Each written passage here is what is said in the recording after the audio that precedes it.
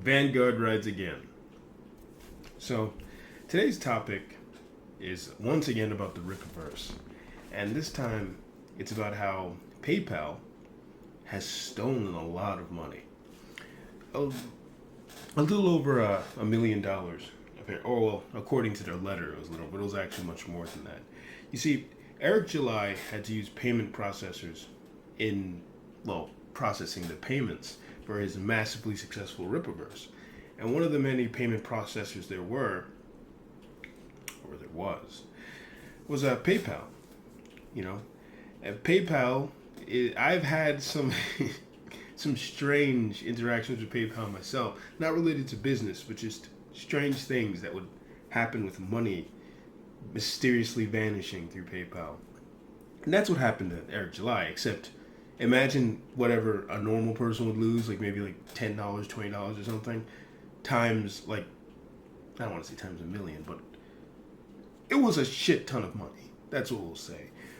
There, pretty much, a certain portion of the payments that people made through PayPal is being held under review by PayPal. And you can't help but wonder if maybe this is, let's say, personally motivated, because it's kind of bizarre. The Eric July seems to be of the opinion that they just stole the money, and it's something they frequently do, the big campaigns. It seems that's the point he's trying to illustrate. But I'm wondering if maybe someone is trying to be petty. Someone who works for PayPal, maybe they're a little bit on the SJW side, and they're trying to, I don't know, exact revenge against July for his big success. Or this is something evident of the old guard pushing back. Because up until now, creators would go out and create their own thing, and they would make, a comic book here and there, or, a campaign. Self-publishing has been a thing for a long time. But not since the 90s has someone said, you know what, I'm going to make an alternative, an actual company that pushes out books meant to push against the mainstream.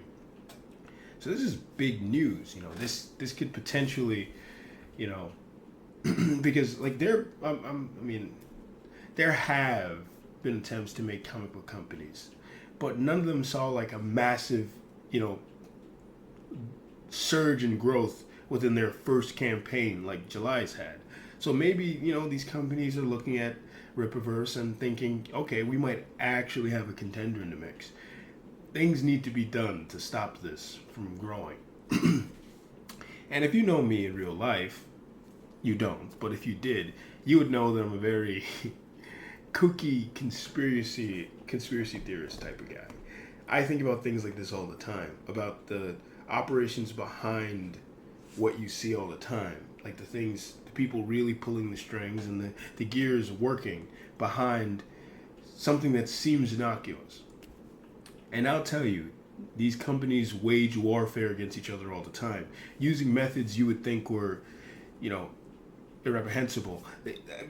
Even something as simple as like, you'll notice, like I would notice this all the time in terms of movies. Like, I would see, let's say a specific company. I'm not going to name the specific companies because there is a specific story I'm thinking of, but I don't really want to get into it. A company releases a movie, and you'll notice all this bad press for said movie. And sometimes I would read through these reviews because I just like reading reviews. I think reviews are some of the dumbest things on the planet. Some of them are very terribly written, and the fact that they pass for even opinionated journalism is insane. But you'll be reading through these reviews, and you'll notice that one, they'll all say the same thing. That's the first clue that something is off here. They'll all say variations of the same thing, and then to top it off, it will seem as if the person themselves didn't watch the thing or are missing key elements. But really what happened is, maybe they did watch it, maybe they didn't. But they clearly got a memo. They followed this memo to the T, and they were doing their job. They got paid to do a job, and they did it. It's like, this is what companies do. They wage warfare in the shadowy underworld that we don't know about.